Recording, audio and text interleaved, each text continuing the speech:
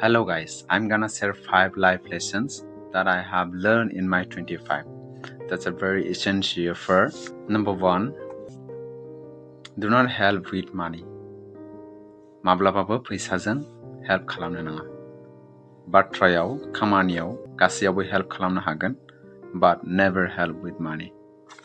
And number 2, work on your interests, not the high paying job, right? नोंनि इन्ट्रेस्टआव नों खामानिखौ माव, नाथाय नङादि जाय खामानियाव बिराद गोबां हाई पेयिं सेलारि दं, नाथाय नोंनि इन्ट्रेस्ट जायाव दं बेखौसो नोंथाङा खामानिखौ माव. That's important. You will not regret it.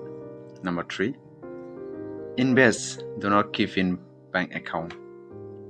नोंथाङा जाय सेलारि खामायगासिनो दं, monthly, yearly, बेखौ इनभेस्ट खालाम. बेखौ दोनथुमनानै बेंक एकाउन्टआव सोनानै दोननानै लाब गैया. मानो होनना बुङोब्ला आजिखालि गोबां प्लेटफर्मफोर दंसै जेराव नोंथाङा किस्ति होनानै इनभेस्ट खालामनो हायो. Not FD, not RD like RD ना, इनस्टलमेन्ट सिस्टेमाव नोंथाङा इनभेस्ट खालामनो हायो. In stock market, in mutual fund, in RD, in FD, right? In gold, गोबां दं. नोंथाङा बेबायदि इनभेस्ट खालामनो थाखाय हायो. And number 4, that is very important. Friends only need your presence in his or her old age.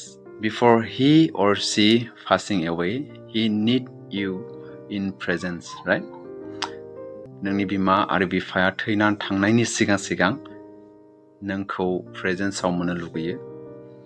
Not many mass money, गोबां फैसा लुगैया. Not big wealth, गिदिर नोंनो सम्पति बिमा बिफाया लुगैया. बिसोरनि बोराय आरो बुरै टाइमाव नोंथांनि प्रेजेन्सखौ मोननो थाखाय लुगैयो. And number 5, first wealth, later status.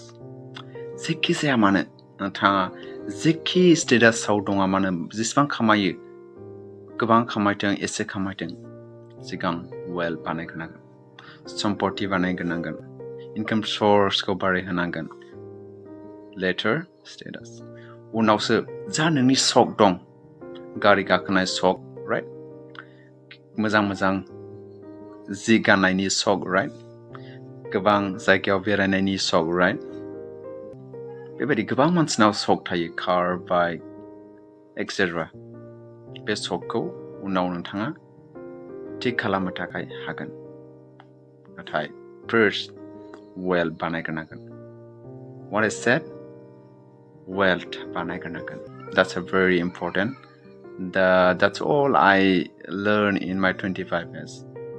बेनिखायनो आं लुगैयो नोंथाङा जल्दि सिगां बेखौ सोलोंग्रोनानै लाग्रोयोब्ला नोंनि फिउचारा जल्दि मेच्योर जागोन. Thank you so much, guys.